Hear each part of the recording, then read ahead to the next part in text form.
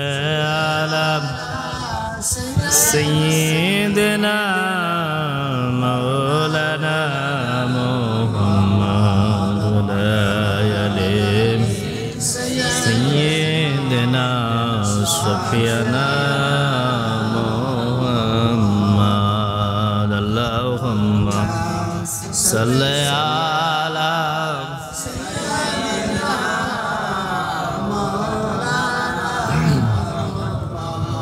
ولا آل سيدنا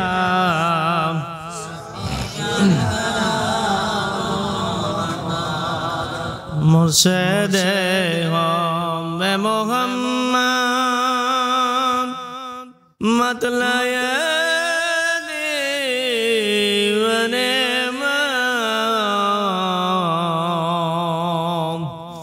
مطلع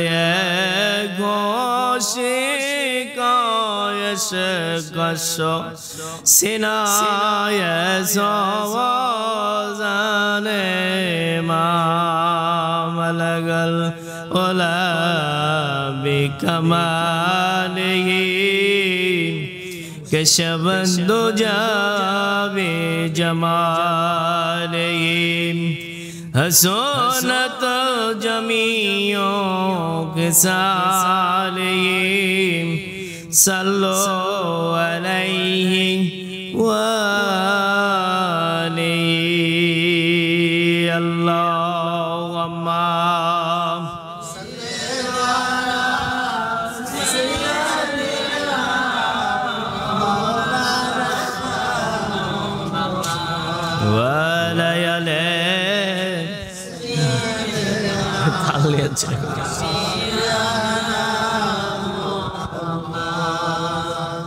এসো নূরের নবী এসো দয়ার সবে अपने বিহনে কিলাব হবে এ ধরাতে মোর জিন্দেগি আল্লাহুম্মা সাল্লি আলা মাওলানা মুহাম্মদ ওয়া আলা আলিহি শাফিয়ানা মুহাম্মদ আল্লাহুম্মা সাল্লি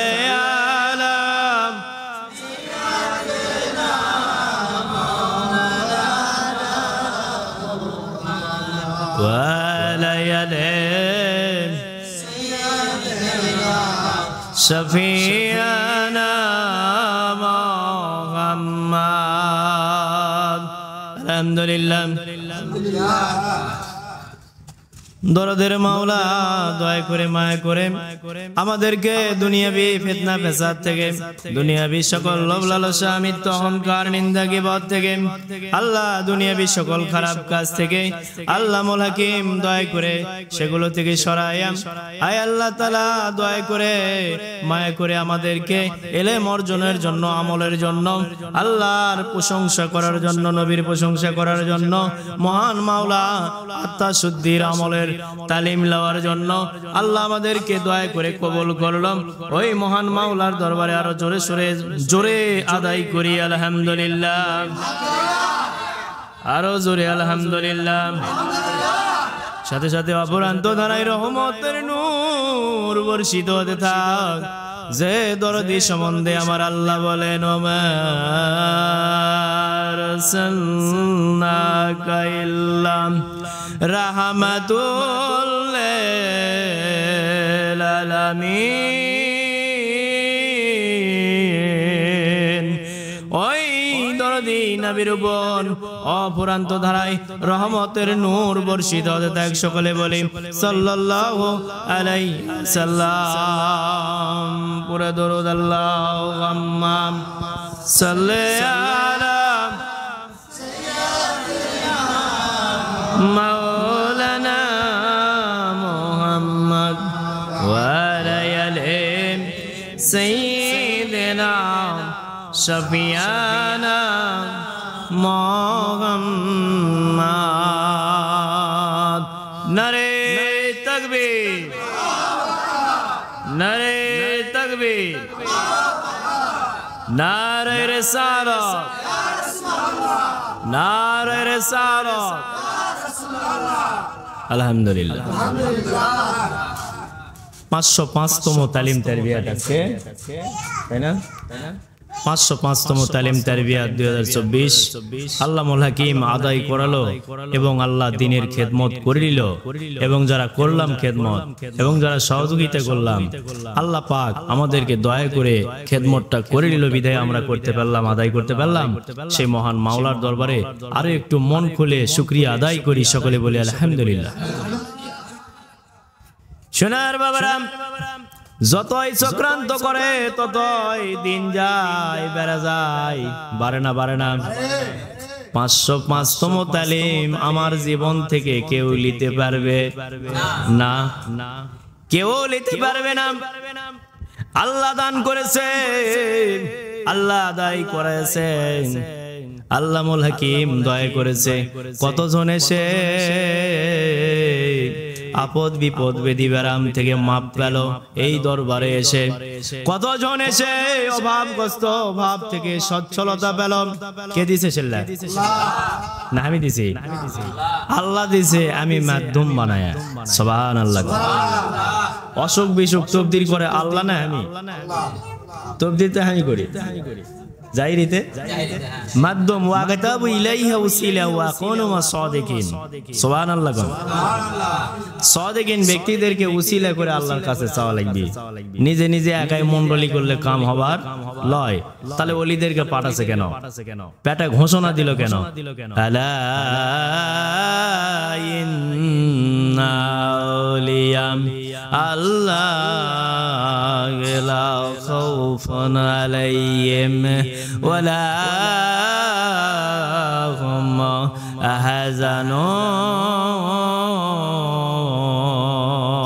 আহজানুন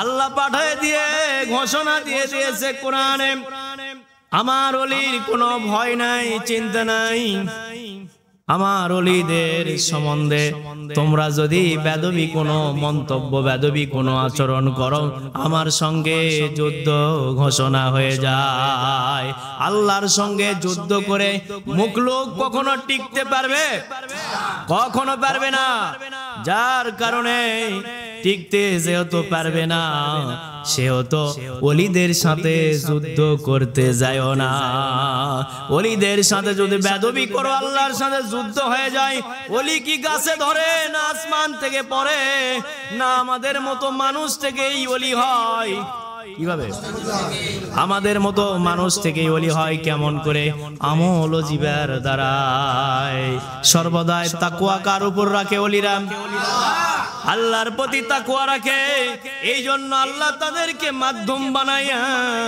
অন্যান্য কমজোর বান্দাদের ফয়সালা আল্লাহ দেয় সুবহানাল্লাহ কমজোর যেগুলো বান্দা অসুখ বিসুখ বেদি বেরাম আপদ বিপদ এগুলো ওলির দরবারে যে ভালো হচ্ছে না কিন্তু ওলি তো ভালো করনেওয়ালা নয় ওলি কি ভালো করনেওয়ালা শিরকের গন্ধ এগুলা দরবারে নেয় যেগুলা দরবারে আছে ওগুলা হলো ভন্ডামি ওগুলা দরবারের শাখাও আমরা লয় আমাদের হেড অফিসও ওই ধরনের নয় আমাদের প্রতিটা শাখা একবারে সৈয়দ সাহেব থেকে শুরু করে যতগুলো শাখা আছে বাংলাদেশে এবং কলকাতায় সবগুলো শাখা সব শরীয়ত এবং ইলমে তাসাউফ দুই বিদ্যায় পারদর্শী খাদেম সুবহানাল্লাহ যে যে দরবারে আছে খাদেম হিসাবে সে দুই বিদ্যায় পারদর্শী খাদেম আল্লাহ তাদেরকে মাধ্যম বানাইয়া যারা যাওয়া আসা করে আল্লাহ যাদেরকে কবুল করে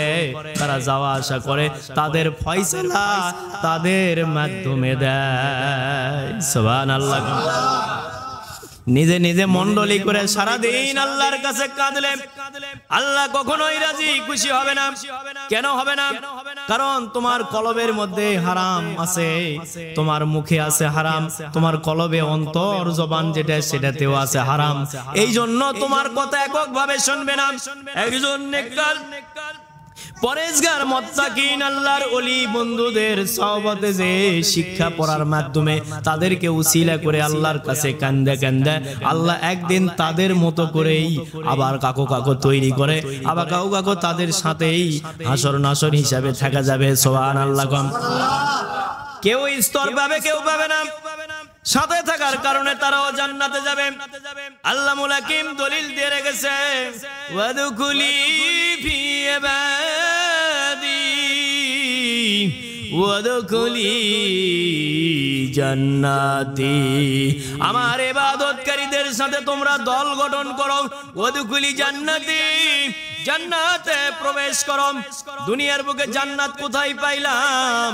আমার নবী বলেন, জিকিরের মাহফিল, আত্মা শুদ্ধির তালিম তারবিয়াতের মাহফিল গুলো জান্নাতের বাগান। সুবহানাল্লাহ। তাদের কাছে গেলে ইবাদত শিখাবে। কি শিখাবে? নফসের সবক সম্বন্ধে কিছু আলোচনা আজকে করব। নফস আল্লাহর জাত পাক ওয়াহিদাতের মুকাম। যেহেতু আমরা জাকের মানুষ, আমাদের সবক সম্বন্ধে আলোচনা থাকতে হবে। কেননা ইলমে শরীয়ত, ইলমে তাসাউফ দুই প্রকার না হলে কখনো সে হক্কানি আলেম হতে পারে না। হক্কানি আলেম হতে গেলে তাকে দুই বিদ্যায় পারদর্শী হতে হবে। আল্লামা হতে গেলে দুই বিদ্যায় পারদর্শী হতে হবে। বাবারা, নফসের সবক কয় নাম্বার ক্লাস? 6 নাম্বার। 6 নাম্বারে লতিবে নফস। নফস কার মুকাম? আল্লাহর জাত পাক ওয়াহিদাতের মুকাম। অর্থ হলো আল্লাহর কুদরতি যে পা, ওই পায়ের নিচে মুকাম। সুবহানাল্লাহ। তাহলে পাও যদি কারো ধরবা পারেন, মাথা প্যাসিন না পান, হ্যাঁ পাও ধরলে মাথা আসবে না? আসবে না। কান টানলে যেমন মাথা আসে, পাও টানলেও কিন্তু গোটা বডি আসবে। আসবে না? আসবে না। তাহলে পাও ধরে টানতে হবে। এখন কিভাবে টানবেন? আল্লাহ যা পছন্দ করে তা করতে হবে। আল্লাহ যা অপছন্দ করে তা বর্জন করতে হবে। কোনো সংকোচ বোধ ছাড়া একনিষ্ঠভাবে বর্জন করতে হবে। কি করা লাগবে? বর্জন করতে হবে। এ সবকে তাওয়াক্কুলের মুকাম এটা। এ নফসের সবকে তাকওয়া হাসিল হবে কার প্রতি?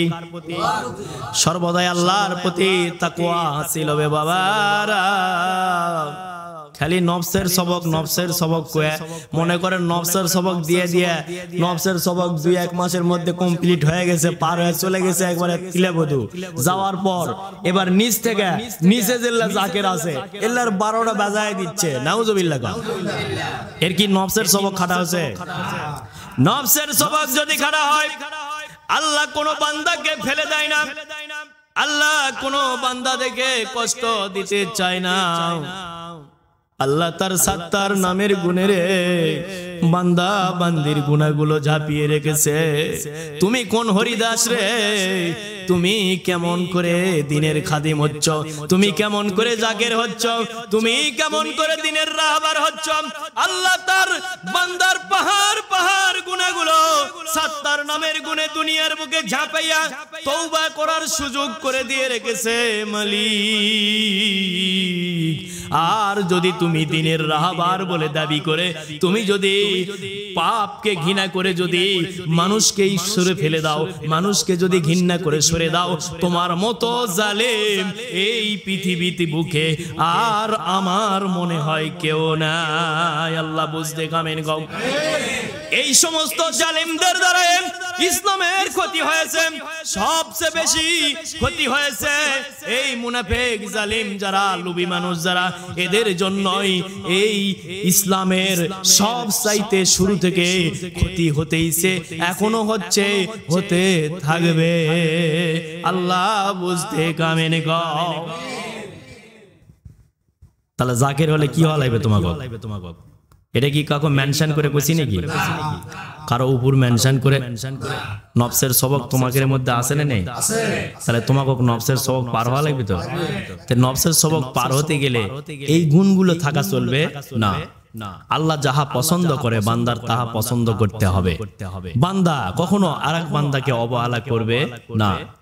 বান্দা কখনো আরেক বান্দাকে হিংসা করবে না। বান্দা একজন আরেকজন পাপী দেখা যাচ্ছে তা ঘৃণা করে দূরে সরে দেওয়া যাবে না, কাছে আগে নিতে হবে, লিয়ে বারবার বুঝাতে হবে। যেহেতু ওই এখনো বেঁচা আছে, ওকে বারবার বুঝাতে হবে। একবার না হলে কবি বলেন দেখো শতবার, একবার না হলে দেখো শতবার। কেন? আল্লাহ বড় দয়ালু, মেহেরবান, কদরদান মালিক।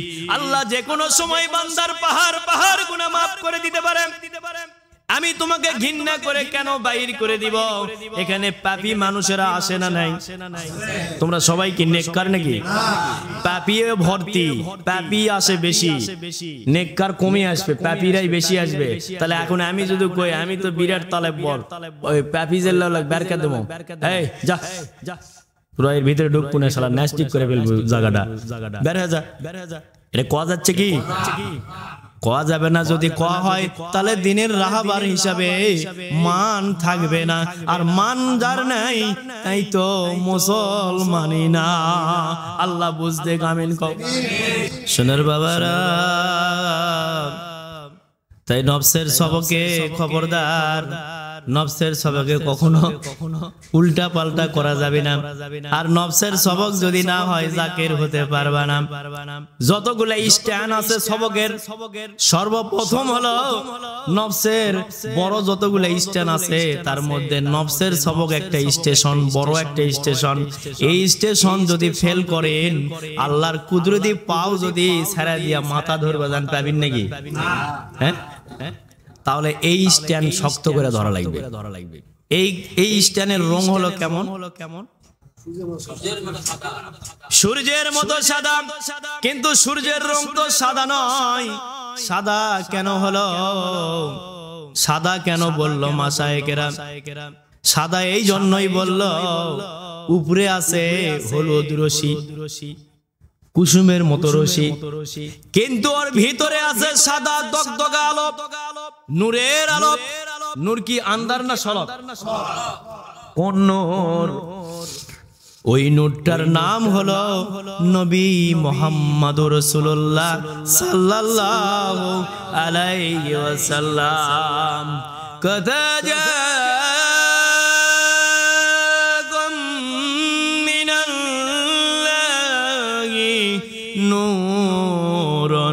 ওয়া কিতাবুন মুবিন।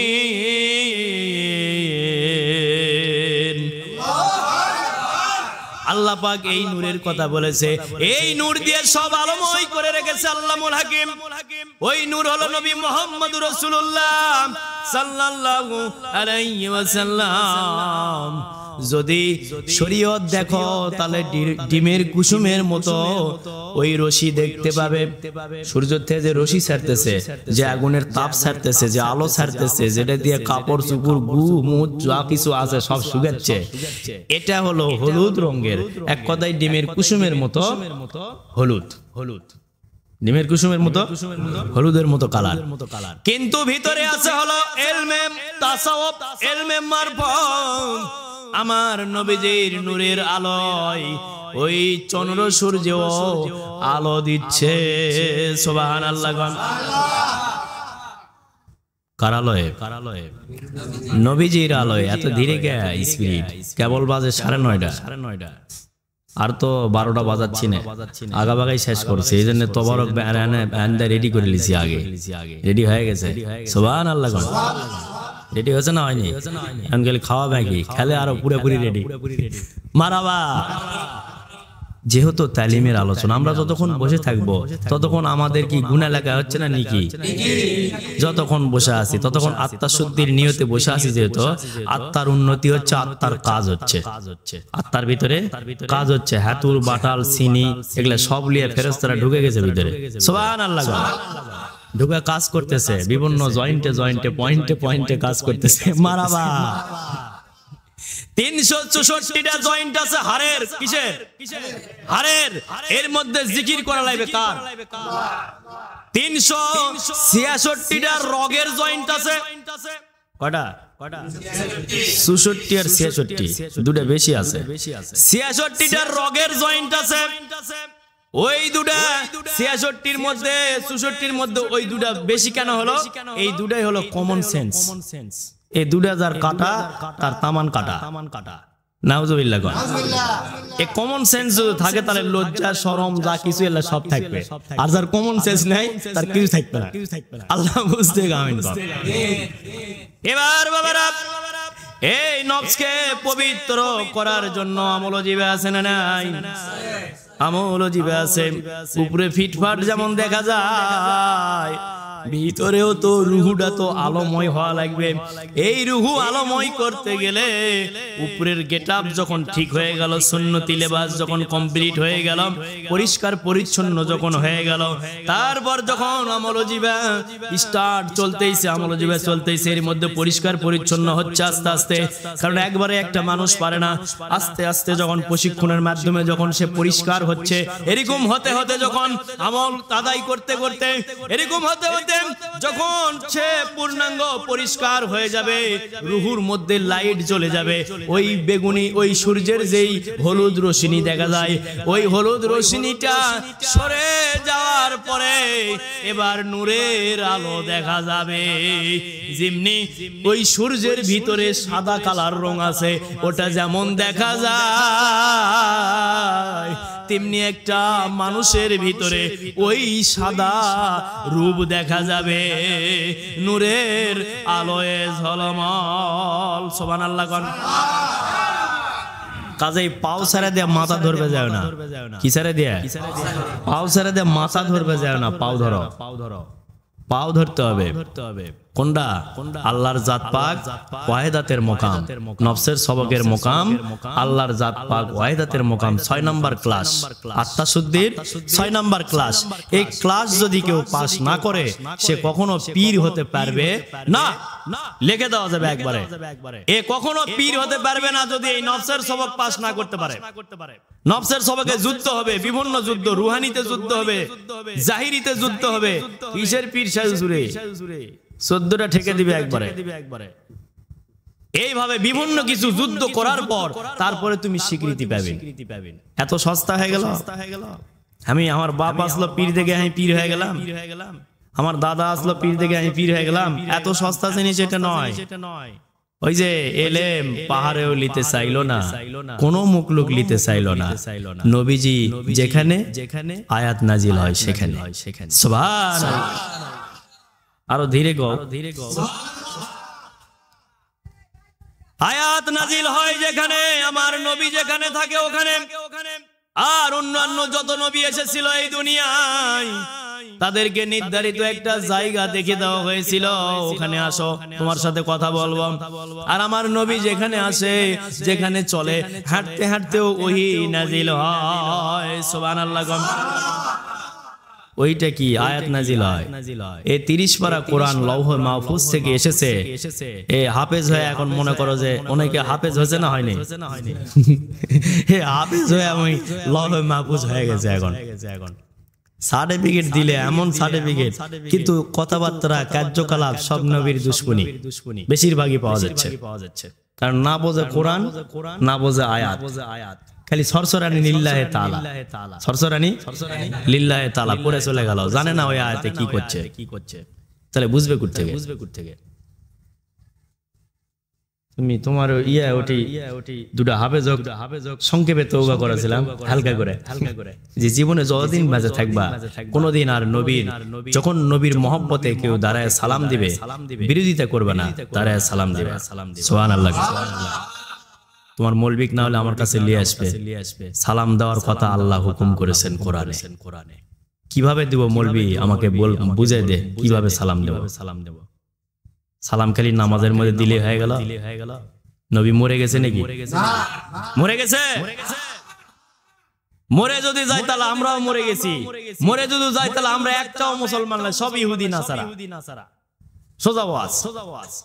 কারণ মরার উপর তো আমলনামা বন্ধ থাকে, থাকে না? থাকে না?